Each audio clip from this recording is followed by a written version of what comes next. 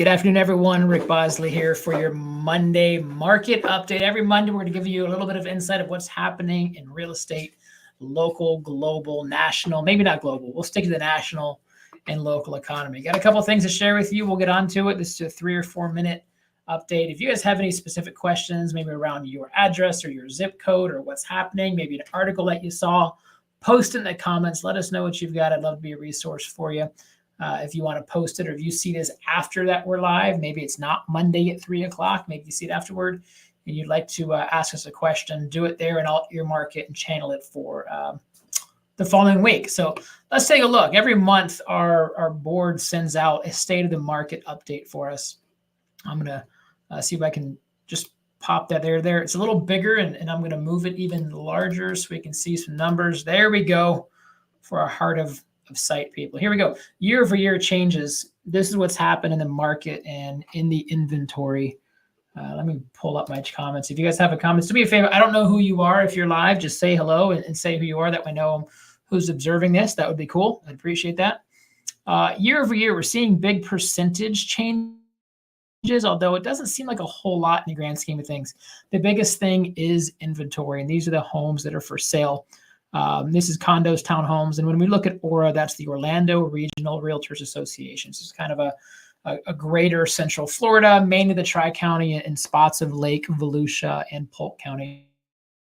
So 8,200 homes for sale versus 7,100, call it 72. New listings, this is promising that 3,200 new listings popped up at the same time last year.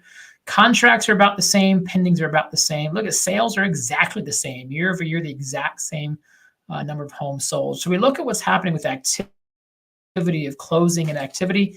This is all relatively similar. It's really new listings that are coming aboard. So new people are popping in.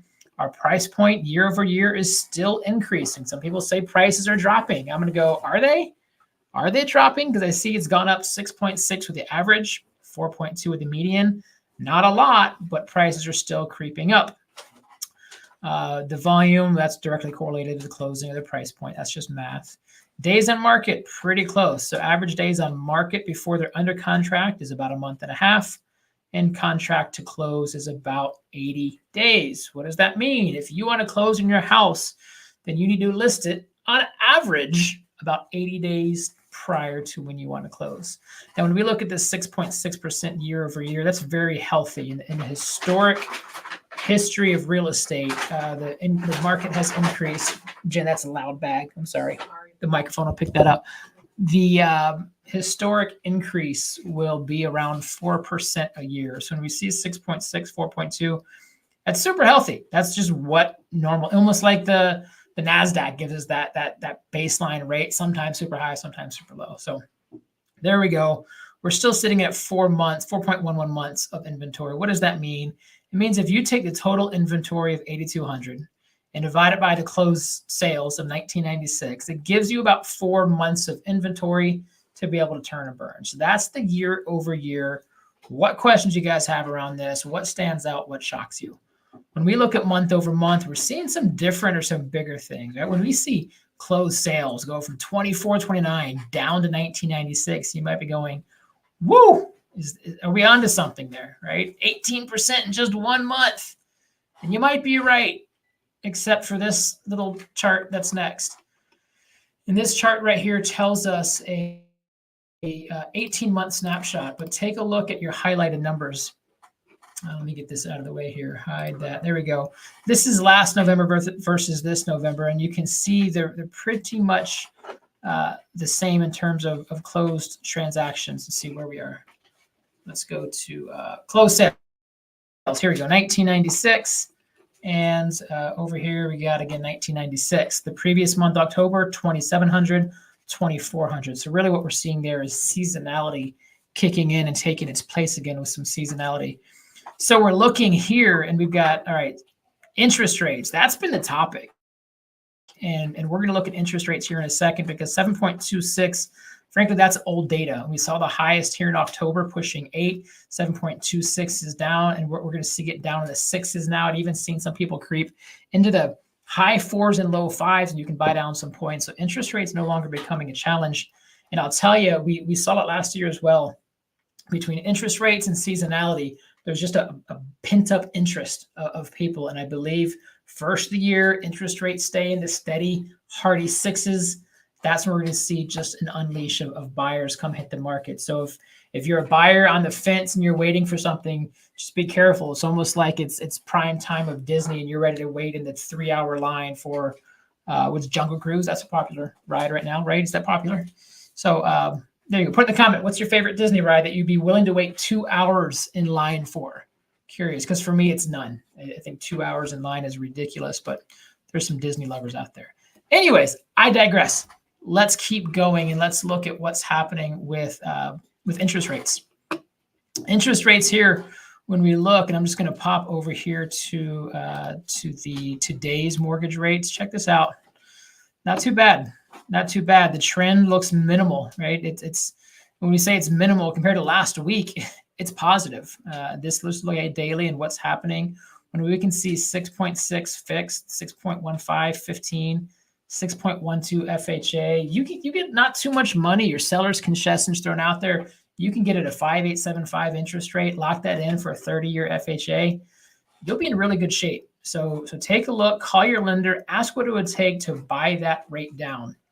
You've heard a lot of people say, or maybe not, of buy the house, date the rate. And it was kind of the mantra that a lot of professionals were using to say, to go, look, just find your house and refinance later. And I think that theory is great in concept. Or you've heard the 3-2-1 buy down or the 2-1 buy down. And that's great to get you over the hump.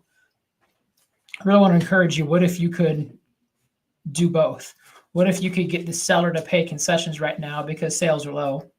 They're willing to come in and write some concessions, take those concessions, buy down your interest rate and put it to a 30-year fix and not worry about refinancing later for another 1% to 2%. You know, in the recent refinance boom, we kept hearing, and frankly, I was a part of it. And it says, look, cost you zero, doesn't cost you a thing. That's kind of true, except what they're doing is just tacking on the end of your balance. So if you owed 400, well, now you owe 408,000. Your interest rate is lower, therefore your monthly payment is lower, so you don't feel the squeeze. But why don't you think about that of what would it look like? So just explore your options with your realtor, with your lender. Of what would it look like if I just paid it down permanently? Because 6.12, when we look at that, ladies and gentlemen, the 3 and 4%, those are gone. Those days are gone. And if they hit again, we're going to see the prices go up astronomically 10 to 20% year over year again. We want to keep 5% annual growth, 4%, 6%. That's healthy. We want to keep 4 to 8 months of inventory. That's healthy. Buyers have options. Sellers have a little bit of wiggle room, but still a steady, healthy growth. I had many clients and customers able to buy a house and sell it 9 months later, not do a thing, and make money. That shouldn't happen in real estate. An asset shouldn't appreciate that fast. Now we're back to buy a house if you can see yourself living in it and holding on to it for 3 to 5 years.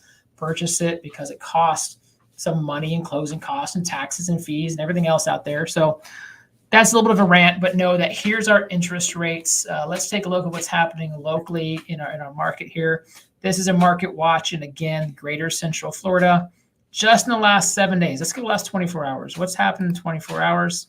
115 new listings hit the market in the last 24 hours. If you want to be part of this search and you've got a certain area or type of house you want to look at, drop it in the comment, give me a DM, and we'll set you on one of these searches so you're aware of what new listings are hitting. Price increases. This is usually if there's a clerical error. So I'm always, interested when I see price increase there. So that's interesting there. But look at the price decreases when we're looking at, what do we have, 300? Yeah, getting my eyes checked out here pretty soon. But looking at 300 here. Let me do this. Lost my camera.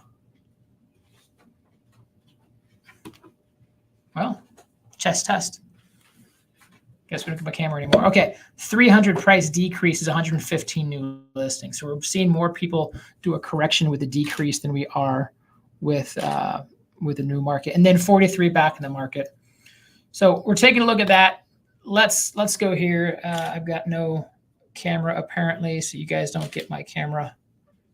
Oh well, we at least hear my voice and and we'll close out. Guys, thanks for watching. If you have any questions that you want me to go super hyper local in your neighborhood, your community, your zip code, just drop it in the comment. I'll take a look at the comment and I'll make sure I include it next Monday on the Market Monday.